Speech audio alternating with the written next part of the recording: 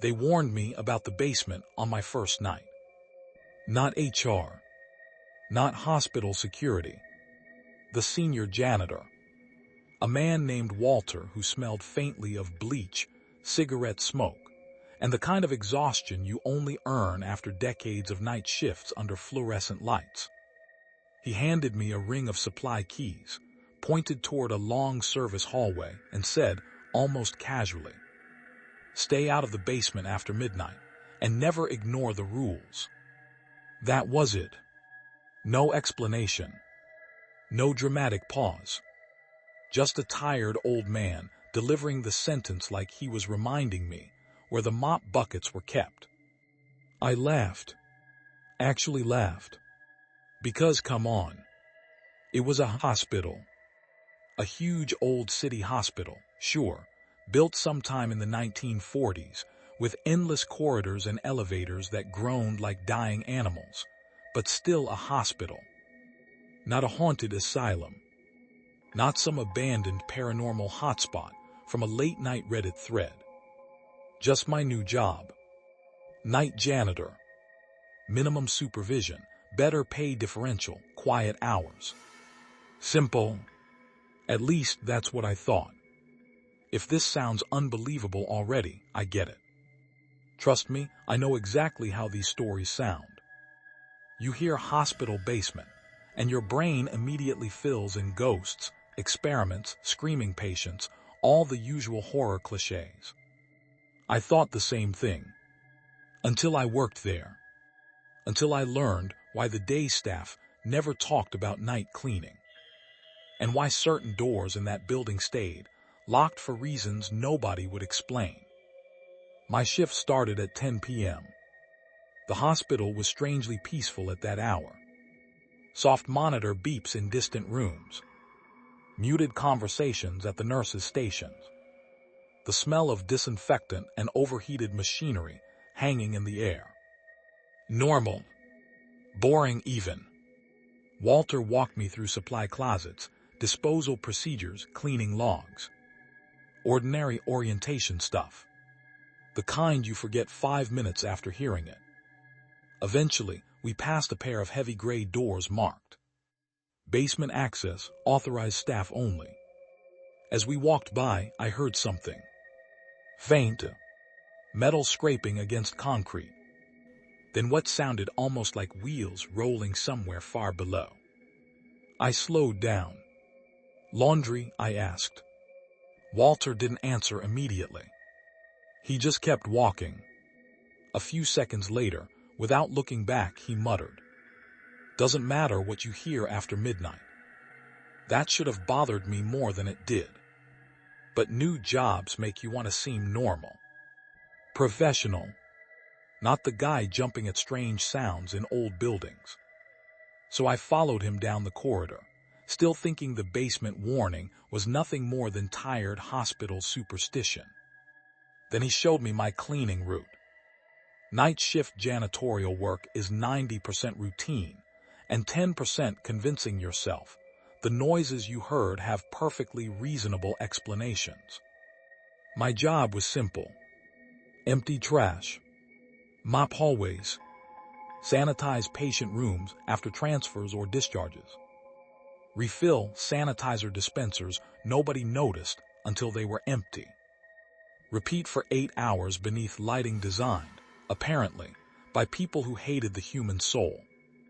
You don't interact much with people on hospital nights. Not real conversations anyway. Nurses are busy. Doctors move through corridors looking half awake and vaguely hunted. Security guards wander slowly enough to make you question whether they're patrolling or sleepwalking. Mostly, you learn to exist around people without actually speaking to them. The hospital itself felt different after midnight. Not abandoned. Hospitals are never abandoned. That's the problem. Even quiet ones breathe. Machines beep from unseen rooms. Elevators open on empty floors. Phones ring somewhere distant, then stop before anyone answers. Sound traveled strangely through that building. You'd hear footsteps from 2 hallways away and swear someone was standing directly behind you. The layout didn't help. 6 floors above ground. Old wings stitched onto newer construction like surgical repairs. Nobody bothered matching properly. And beneath all of it, the basement. Always the basement. You couldn't work there without becoming aware of it. The entrance sat off a side corridor near the service elevators. Heavy gray double doors. No windows. Card access required. During the day, staff wheeled carts in and out constantly. Laundry, storage, maintenance supplies, normal hospital stuff. At night, nothing. The hallway stayed empty. Too empty. Like even people in a rush subconsciously chose different routes. I noticed that fast. You notice patterns on night shift because patterns become company. One security guard, Martinez, caught me looking toward the basement doors during my second week. He grinned. "Don't worry," he said. "Whatever's down there usually stays down there." Usually. Great word choice. I laughed awkwardly. He didn't. That became another pattern. People joked about the basement constantly, but nobody joked comfortably. Rumors floated around the staff rooms. Missing equipment turning up weeks later in locked storage rooms. Inventory carts moving between departments without transport records. Strange noises from below after midnight. And my personal favorite. Nobody goes down there at night. Nobody ever explained who counted as nobody. Maintenance. Security. Administrators. Nobody just meant nobody. Hospital folklore. Every workplace has it. I told myself that repeatedly. Because hospitals collect stories the same way carpets collect dust. Enough death, exhaustion, and fluorescent lighting will make people believe almost anything. Still, there were moments. Little moments. Like cleaning room 417 at 3 in the morning, finishing the bathroom, turning back toward the bed, and seeing an elderly patient sitting upright watching me. I nearly dropped the disinfectant bottle. Then I remembered. 417 had been discharged 2 weeks earlier. Empty room. Empty bed. No patient. Just shadows folding strangely in bad lighting. I laughed at myself afterward. Dark humor becomes survival equipment in hospitals. You joke about ghosts because the alternative is admitting you just apologize to a blanket pile. But even then, even pretending to laugh, I kept noticing the basement doors. Every route passed near them eventually. Every shift. Always locked. Always quiet. Mostly. Because around 12:40 a.m. on my 15th night there, while wheeling a trash cart back toward environmental services, I heard something from below. Not metal. Not machinery. A voice. Faint. Muffled. Like someone speaking through several concrete walls. And it sounded close enough that, without thinking, I stopped walking to listen. The voice came from somewhere below the basement corridor. Soft. Indistinct. Just enough sound to make your brain insist it was language, without letting you understand a single word. I stood beside my trash cart listening. Nothing. Then, clang. Metal striking metal. Sharp enough to echo through the hallway. I looked around automatically. Empty corridor. Closed offices. No staff traffic. No maintenance carts. Just fluorescent lights humming overhead. I told myself it was plumbing. Old building noise. Hospitals make sounds that don't belong to any sane architectural design. That explanation lasted maybe 30 seconds. Because the whispering started again. Closer this time. Not louder. Closer. There's a difference. The kind that makes the hair rise along your arms before your brain catches up. I moved toward the basement doors without really deciding to. The heavy gray panels sat motionless beneath the overhead exit sign. Locked. Same as always. The whispering stopped the second I reached them. Silence. Complete silence. I stared at the card reader. Red access light. No recent use indicator. Nothing. Very funny, I muttered aloud, mostly because talking made the hallway feel less empty. No answer. Obviously. I finished my route trying not to think about it. That lasted until around 2 a.m. when I stopped by the security office. Martinez sat behind a bank of monitors drinking vending machine coffee that smelled medically unsafe. Question, I said casually. Anybody doing maintenance near the basement tonight? He frowned. Nope. Because I heard somebody down there. He glanced toward the camera screens. Down where? Basement corridor. Martinez's expression changed slightly. Not fear. Recognition. He rotated one monitor toward himself and pulled up the basement camera feed. Static gray hallway. Locked doors. Empty corridor. Timestamp matching the exact time I'd been there. Nothing moved. Nothing at all. See, he said. I leaned closer. No maintenance staff. No scheduled work. I pointed at the screen. Can you rewind 10 minutes? He did. Same hallway. Same doors. Empty. No voices. No movement. No metal noise. Just me appearing briefly with my cart, pausing near the basement entrance, then walking away. Watching yourself hesitate in silent footage is deeply uncomfortable. You look crazier than you felt in the moment. Martinez smirked faintly. First weird hospital noise. Something like that. Building's old, he said. That sentence again. Everybody had a sentence. Nobody had answers. I returned to work irritated at myself. Sleep deprivation. Long shifts. Overactive imagination. Case closed. Then I reached my supply closet. My mop bucket sat overturned. Cleaning rags scattered across the floor. And my tool bag. My clearly labeled, definitely organized tool bag. Was open. I froze. I hadn't left it like that. Janitors notice misplaced equipment the way mechanics notice missing wrenches. It's instinct. My flashlight was gone. So were 2 replacement spray bottles. I searched the closet twice before finding them stacked neatly beside the hallway wall 20 feet away. Not dropped. Placed. Like someone had borrowed them and returned them incorrectly. My irritation faded. That cold, uneasy feeling returned instead. I looked down the empty corridor. Nobody.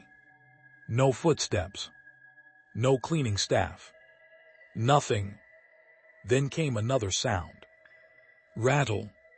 Soft. Metallic. I turned slowly. The basement doors. One of the handles twitched faintly.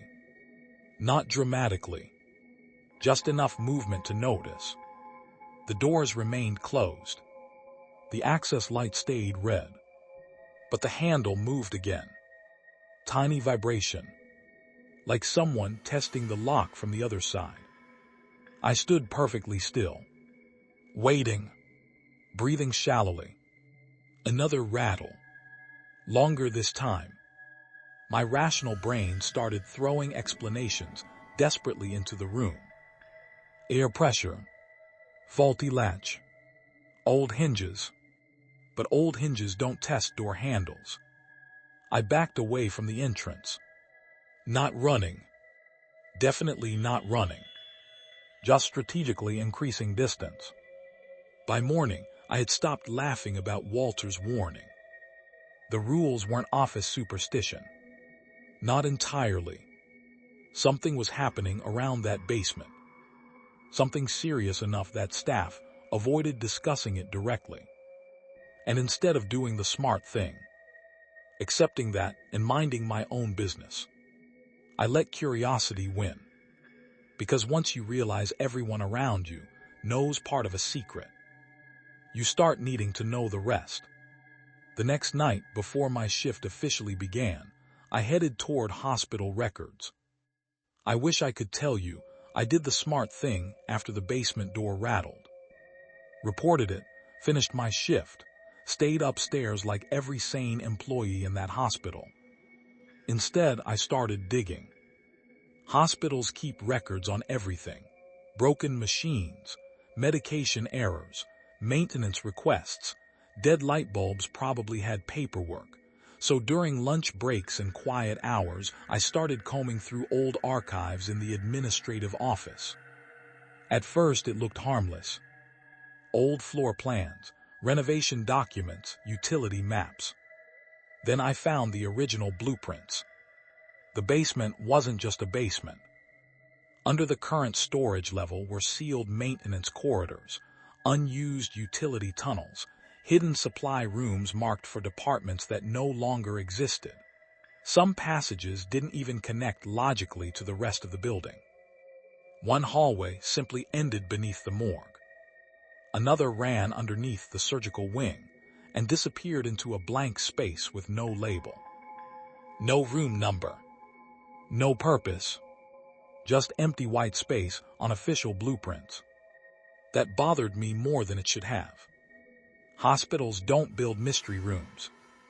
They build expensive mistakes. The deeper I searched, the stranger the pattern became. Maintenance logs spanning 30 years mentioned recurring issues near basement access points. Tools missing. Locks replaced. Complaints about noises inside sealed areas. Metal dragging. Footsteps. Voices. Most reports ended the same way. No cause found. One overnight electrician wrote, heard someone calling from lower maintenance tunnel. Security sweep found nobody. A janitor filed 3 separate reports about cleaning carts being moved between floors without authorization. After the 3rd complaint, the supervisor's note simply read, "Stop leaving equipment unattended. Case closed." That's how institutions handle impossible things. Not by solving them, by blaming the person who noticed. Then I found personnel records. That part took effort. Some files had been restricted, others were incomplete. Night staff transfers, resignations, sudden terminations, and a few names that appeared, then vanished entirely.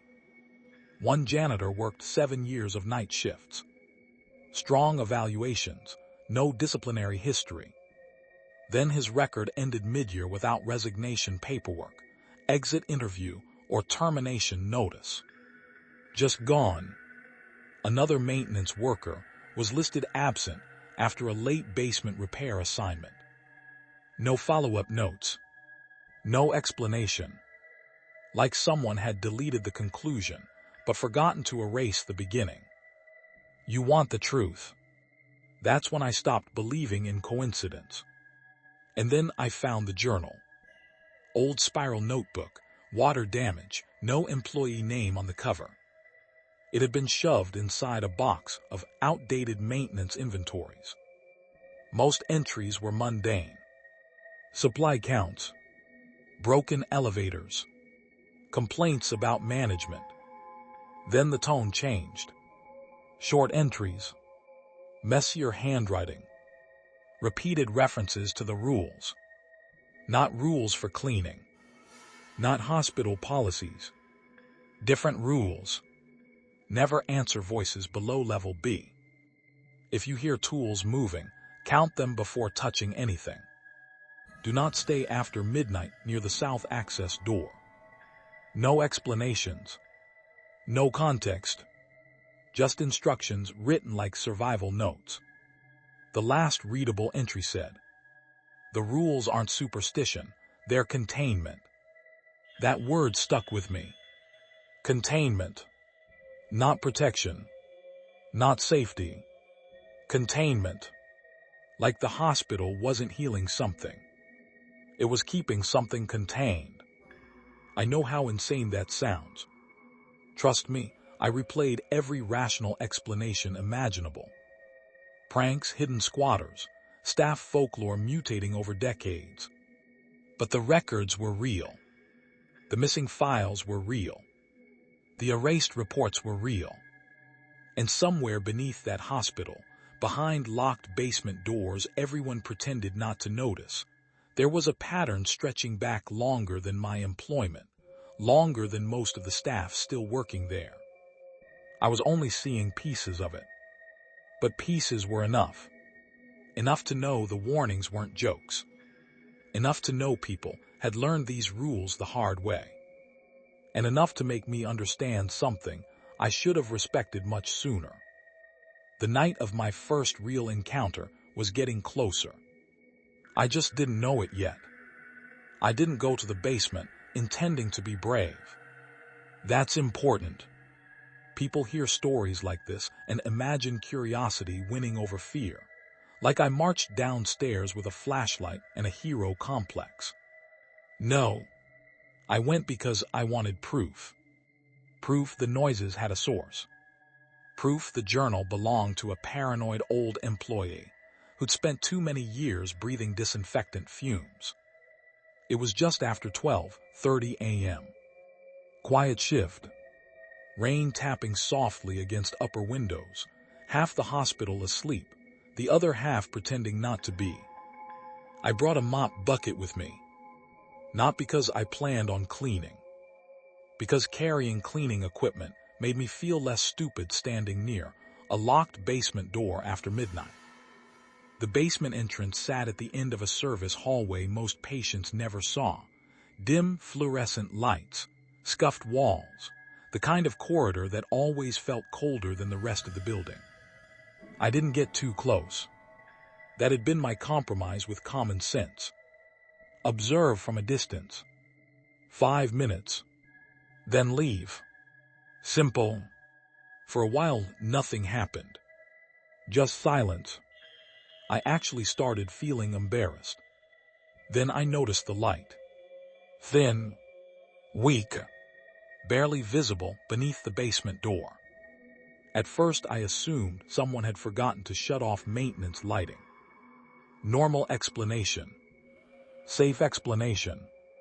Except I'd been near that door dozens of times. The basement lights never stayed on overnight. And this light wasn't steady. It flickered. Slowly. Like candlelight. Hospitals don't have candlelight underground. I took a step closer before I realized I was moving. The whispering started almost immediately after. Soft. Layered. Too quiet to understand. I froze. It sounded like several people talking at once through a wall. Urgent voices. Fast voices. Not conversational. The way people sound during emergencies when everyone's speaking over each other. I strained to catch words. Nothing. Just broken syllables melting together. The sound seemed to pulse, fatting, returning, drifting from one side of the door to the other. My stomach tightened. There shouldn't have been anyone down there. Security logs required basement access clearance after hours. The door was locked. I knew it was locked. I'd checked it myself earlier that week. Then I saw the shadows. That's the part I still struggle explaining. The light beneath the door flickered outward into the hallway. Simple enough. But the shadows crossing under the frame moved the wrong direction. like figures walking against the source of illumination instead of through it. Impossible movement. Backwards movement. I remember staring at the floor gap, trying to force logic onto something that refused to behave logically. Maybe multiple light sources. Maybe reflections. Maybe. The whispering stopped. Completely. Instantly. Dead silence. The kind that makes your ears ring. And then the door creaked. Slowly. Softly. Barely an inch. The basement door opened inward. Not wide. Just enough to break the seal. I didn't touch it. There was no keycard swipe. No footsteps. Just that slow mechanical groan of old hinges moving on their own. Cold air spilled into the hallway. Not cool air. Cold. Basement in winter cold. My chest tightened so fast it hurt. I took 2 steps backward. The opening remained narrow. Waiting. That's the only word that feels honest. Waiting. Inside I could see almost nothing. Dark stairwell. Weak flickering light somewhere below. Movement. Or maybe I imagined movement. I'm still not sure. Then I heard it. A voice. Not from deep underground.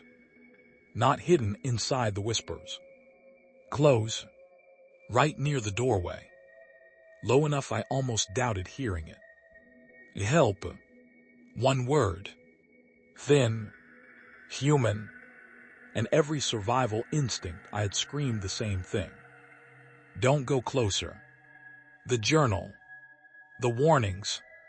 The erased reports. All of it slammed into my head at once. I backed away. Vast. Mop bucket wheels rattling violently behind me. I didn't run at first. I told myself I was walking quickly. Controlled retreat. Professional retreat. That lasted maybe 4 seconds. Then the door creaked wider behind me. I ran. Straight through the service corridor without looking back. Didn't stop until I reached the nurses. Station 2, floors up where people still existed and fluorescent lights behaved normally. I never checked whether the door closed again. I couldn't, because somewhere between hearing that voice and reaching safety, something ugly settled into my stomach. A realization. The stories weren't old history anymore. The basement had noticed me, and whether I understood the rules or not, I was part of them now. After that night, nobody had to convince me the basement rules were real. The problem was, nobody would explain them. I started asking questions carefully. Not is there something living under the hospital, because I still valued employment. Smaller questions. Safer questions. Questions wrapped in jokes. You guys ever notice weird stuff near the basement? Most people reacted the same way. Pause. Eye contact breaking. Subject change. Institutional survival. One security guard named Morales finally gave me something useful. We were drinking burnt vending machine coffee around 2 a.m. when I mentioned the locked basement door. He sighed immediately. New guy mistake, he said. What mistake? Thinking the rules are optional. That word again. Rules. I asked him what rules. He stared into his coffee for a second too long. Never go down there alone. That's rule number 1. That's the only one I'm saying out loud. Then he stood up and changed the subject. Helpful. Real helpful. The nurses were worse. One older nurse actually laughed when I mentioned strange noises. Not nervous laughter. Experienced laughter. You heard voices, she asked. Congratulations, you work nights. Seriously. Her smile faded. Then here's serious advice. She lowered her voice. Don't move things that aren't yours. What things? Equipment, carts, tools, boxes. That's weirdly specific. No, she said quietly. Specific keeps people employed. Then she walked away. Nobody ever gave full answers. Just fragments. But fragments build patterns. Rule 1, never go in alone. Rule 2, never disturb equipment. Rule 3, never ignore unusual sounds. I didn't discover those rules from orientation manuals. I discovered them from consequences. One night I left my cleaning cart outside the basement hallway while sanitizing patient rooms. Normal routine. 20 minutes later, the cart was gone. Completely gone. I searched 2 floors. Checked supply closets. Asked staff. Nothing. The cart reappeared near the basement entrance an hour later. Every bottle rearranged. Mop wrung dry. Trash bags folded neatly inside the bucket. Nobody admitted touching it. Security footage from the hallway showed static for 11 minutes. Morale saw my face afterward and muttered, "Shouldn't leave equipment there." Not who moved it. Not that's impossible. Just quiet confirmation. Another night, I ignored metallic banging from below because I was behind schedule. Big mistake. You know that feeling when you enter a room and forget why you walked in. Multiply that by 10. I became disoriented halfway through a familiar wing I'd cleaned for months. Couldn't remember room numbers. Couldn't remember which floor I was standing on. I actually opened a storage closet and felt genuine panic because I didn't recognize it. The confusion lifted the second I acknowledged the sound coming from downstairs. That terrified me more than the noise itself, because it felt corrective, like something had punished me for pretending not to notice. Hallucinations came next. Or maybe not hallucinations. I still argue with myself about that. Patients appearing in discharged rooms. Footsteps following empty hallways. Hearing my name whispered near service elevators. Small things. Subtle things. Enough to make you question exhaustion before questioning reality. That's how the place operated. Not dramatic horror movie nonsense. Accumulation. Pressure. Tiny violations of normality stacking until denial became harder than belief.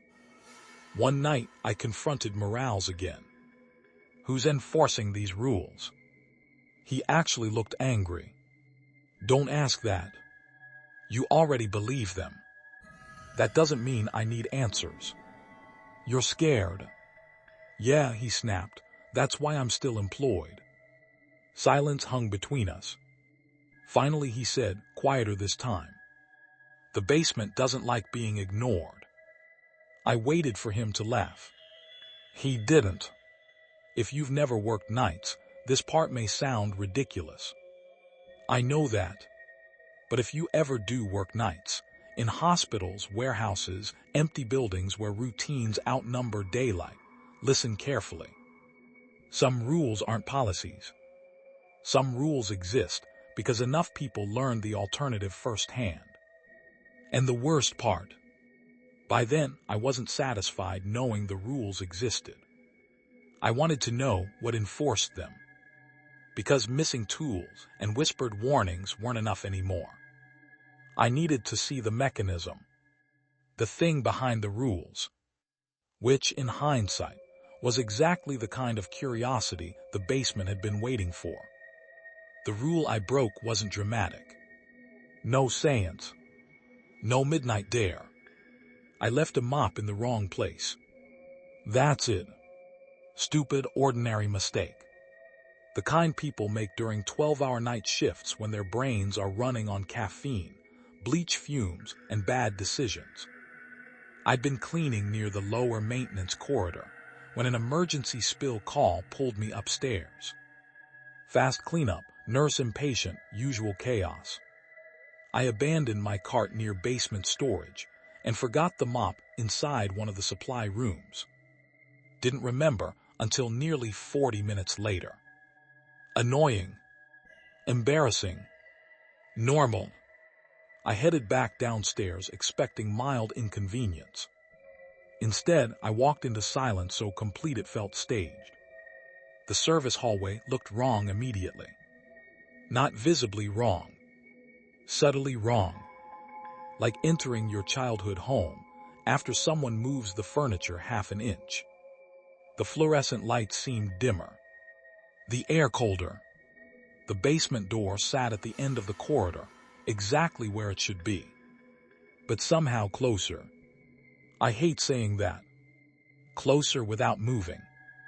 My cart remained parked where I'd left it. The storage room door stood open. The mop was gone. I checked behind shelves. Supply racks. Trash bins. Nothing. Just empty concrete floor and the faint chemical smell of industrial cleaner. Very funny, I muttered automatically, because my brain still preferred human explanations. Pranks, coworkers, overworked janitor losing track of equipment. Then the whispering started. Not vague this time. Clearer. Close. Too close. I froze. Voices drifted through the hallway from no identifiable direction. Low. Urgent. Overlapping. But now, words emerge between the static. I should leave. Not alone. My pulse kicked hard against my throat. The sound didn't resemble people chatting downstairs. It sounded like warnings buried inside a crowd. I backed toward the hallway entrance. The shadows shifted. I'm aware of how impossible that sentence sounds. Shadows aren't supposed to feel dense. These did. Darkness pooled oddly along the wall where no objects existed to cast it. Long shapes stretched against the floor at angle that ignored the ceiling lights. Movement flickered inside them. Not movement of shadows. Movement within shadows. Something in my stomach dropped. I turned to leave. That's when the hallway changed. Not magically. Not instantly. Just wrong.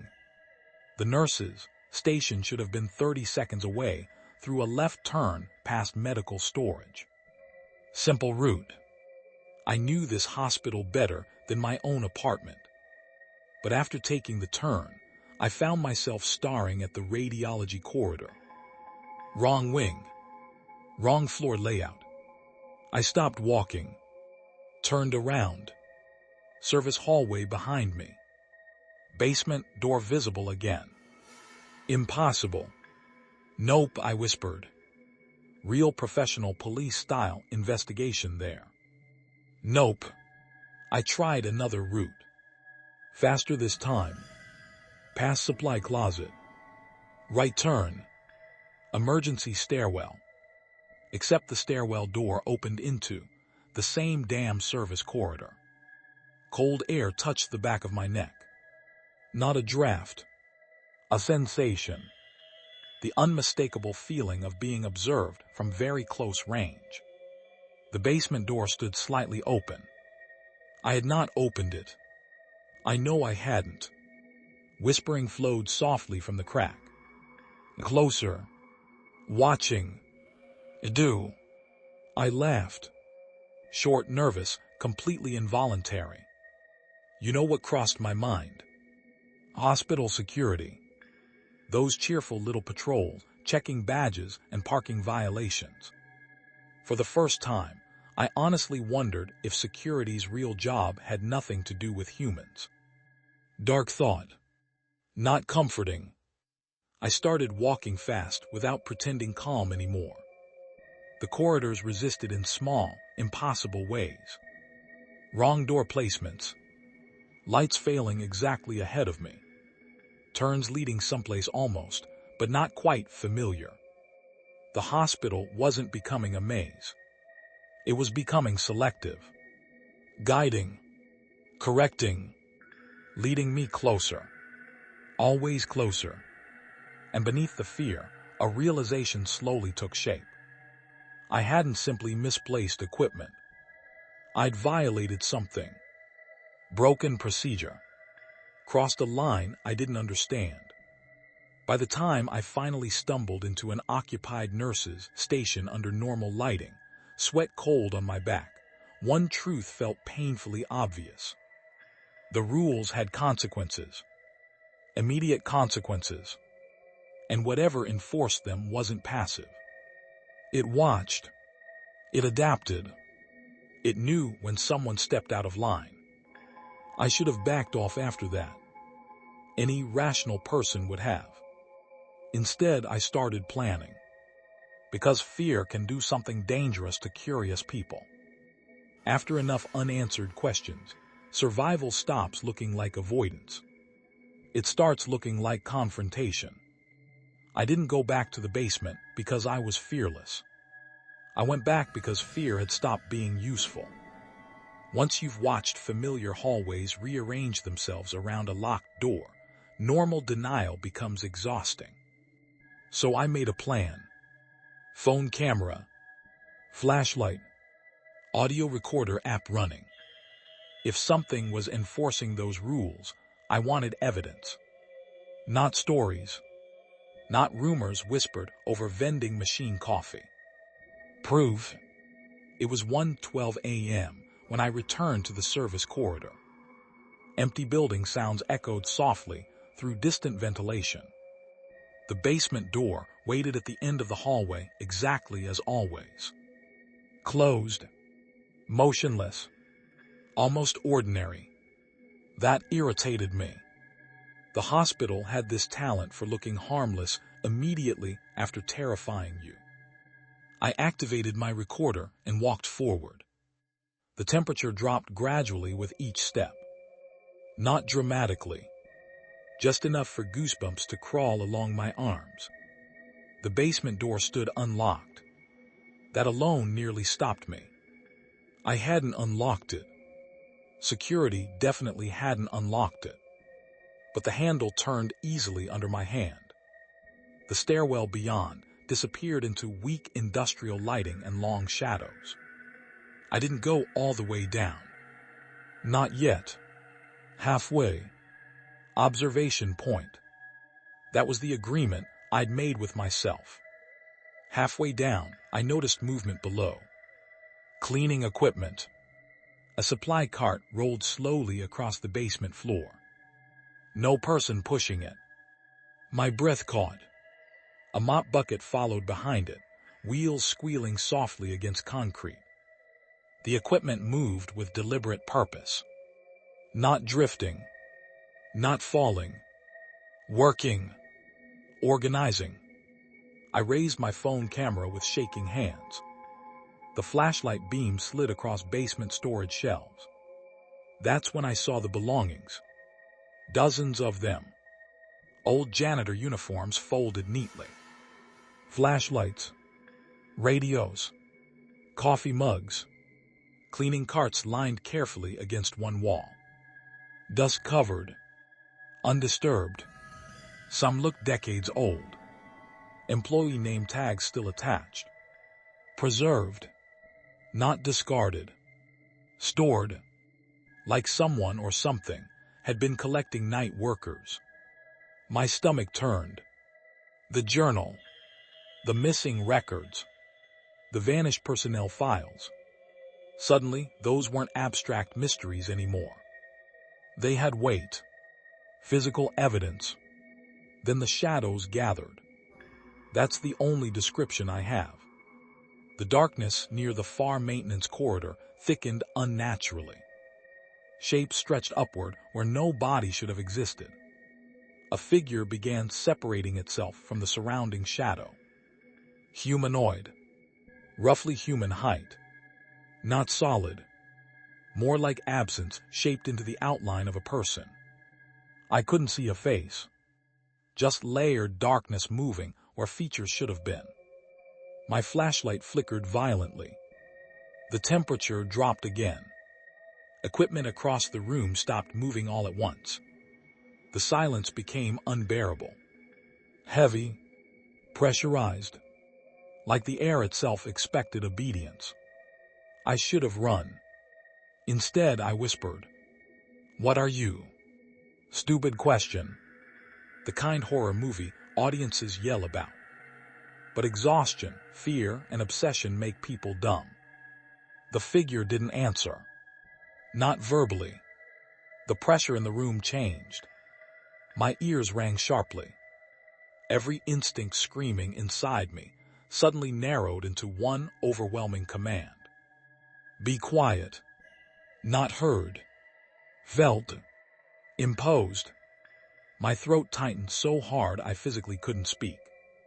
The recorder app on my phone shut off by itself. The basement seemed attentive, focused entirely on me. The shadow figure remained motionless, watching, enforcing silence without saying a word. And in that awful stillness, understanding arrived piece by piece. The rules weren't random, not superstition, not workplace folklore mutated over decades. This thing enforced order. Equipment left improperly, corrected. Warnings ignored, escalation. Noise acknowledged, boundaries respected, systems maintained. Guardian behavior, punisher behavior, both at once. The hospital basement wasn't abandoned. It was managed, overseen, not by administration, not by security, by something older than procedure. Something treating human workers like temporary participants in rules they barely understood. My phone screen suddenly lit back up. The flashlight steadied. The pressure eased. The figure dissolved slowly into ordinary shadow. Gone. Just gone. The basement returned to stillness. Storage shelves. Concrete floors. Cleaning equipment sitting exactly where it belonged. I stood frozen halfway down those stairs, heart pounding painfully against my ribs. No dramatic attack. No chase. No monster lunging from darkness. Just certainty. Cold, undeniable certainty. I finally understood why nobody explained the rules. Because explanation wasn't protection. Compliance was. And somewhere beneath that hospital, hidden beneath disinfectant, fluorescent lights, and administrative paperwork, something was still doing its job, whether humans believed in it or not. That was the night I stopped searching for rational explanations. Because the basement didn't need my belief. It only needed obedience. People assume horror ends with revelation. You discover the monster. You survive the encounter. Credits roll. Real life doesn't work like that. Real life keeps your schedule exactly the same. Clock in. Empty trash. Sanitize rooms. Mop blood someone else cleaned badly during day shift. The only difference is, now you know what shares the building with you. After the confrontation, I stopped treating the basement rules like rumors. They became routine. Not dramatic ritual. Routine. Never go near the basement alone. Never leave equipment where it doesn't belong. Never ignore unusual sounds.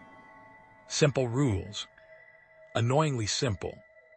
The kind people dismiss because they sound harmless. That's the trick. Danger rarely arrives looking dramatic. Sometimes it looks like a misplaced cleaning cart.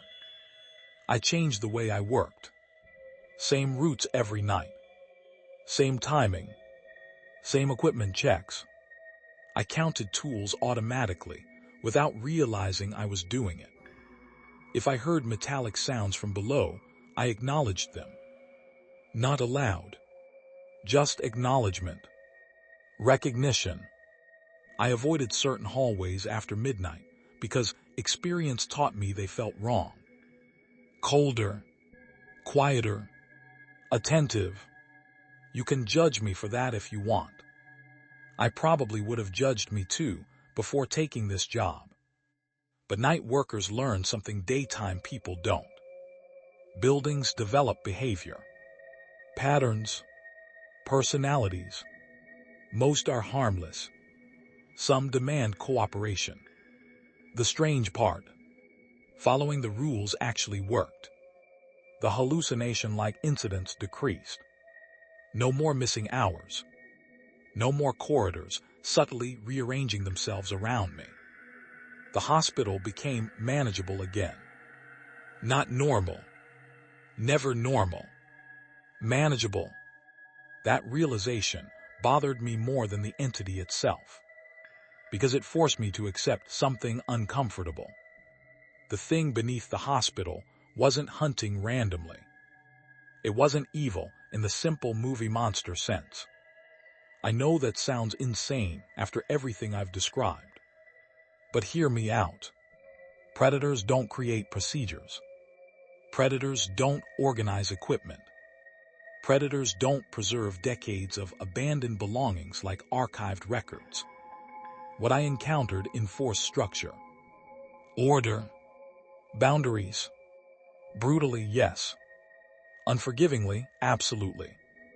But consistently. Night staff who followed patterns stayed safe. Staff who ignored warnings didn't. That's not morality. That's maintenance. The hospital heals people upstairs.